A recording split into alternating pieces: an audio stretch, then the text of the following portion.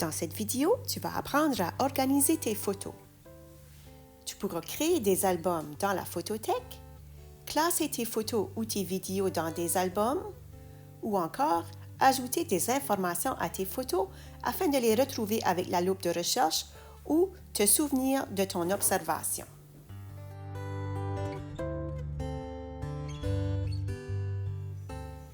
Je vais te montrer comment créer des albums pour chacun de tes apprenants ou encore pour tes activités afin que tu puisses classer tes photos.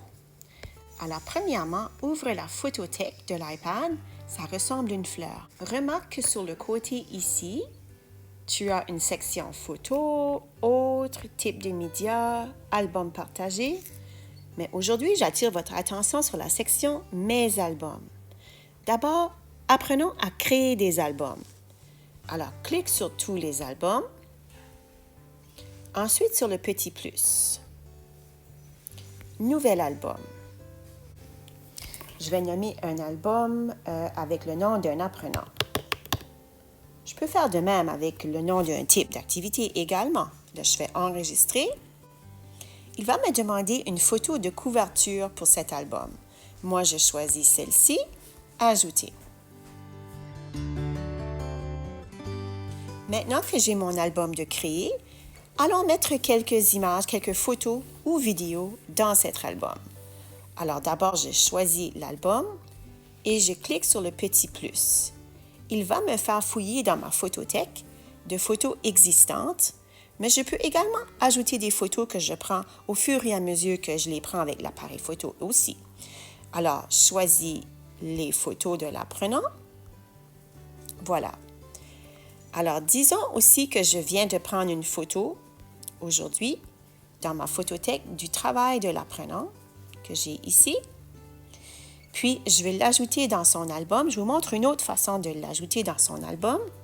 On peut ouvrir la photo dans la photothèque et appuyer sur la flèche qui sort de la boîte. Ça veut dire que je vais sortir la photo d'ici et l'ajouter dans son album.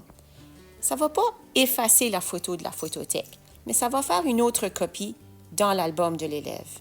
Choisis « Ajouter à l'album » et ensuite, choisis son nom. Voilà.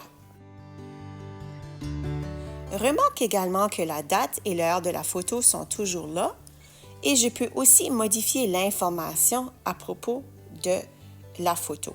Si tu cliques sur le petit i, moi j'ai écrit « Malek reconnaît les lettres U et I dans la légende de la photo ». Tu peux changer la légende de la photo comme tu le veux. Moi, c'est une façon pour moi de garder une petite trace de ce que j'avais observé pendant qu'il jouait dans ce centre de construction.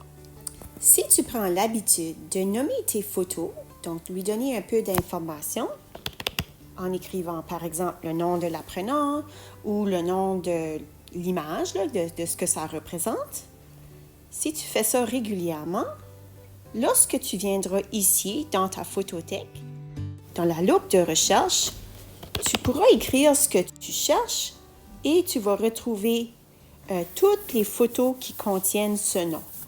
Donc, c'est une façon de faire une recherche rapide dans ta photothèque, surtout si tu n'as pas eu la chance de les classer dans des albums.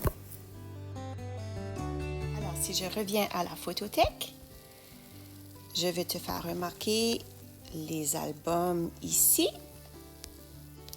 Tu peux te créer un album avec des thèmes particuliers, par exemple, ou un regroupement d'activités pour ne pas oublier pour le futur.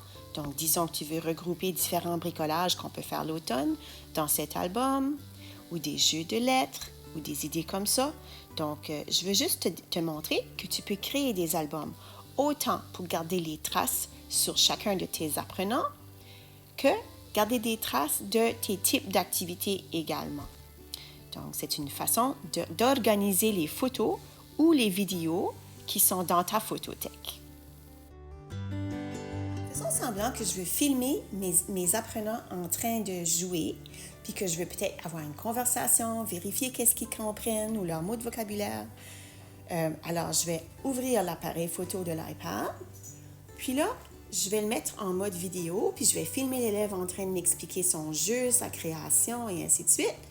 J'appuie sur le bouton rouge, bien sûr, pour faire ma petite vidéo.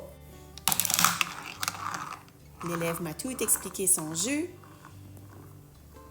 Je vais dans la photothèque, ici. Donc là, vous voyez le jeu de l'apprenant.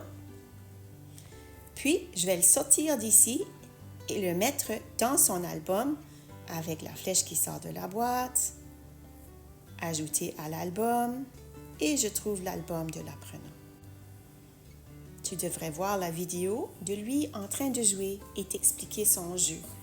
Alors, c'est une façon pour toi d'aller garder des traces de ce que font et apprennent tes apprenants.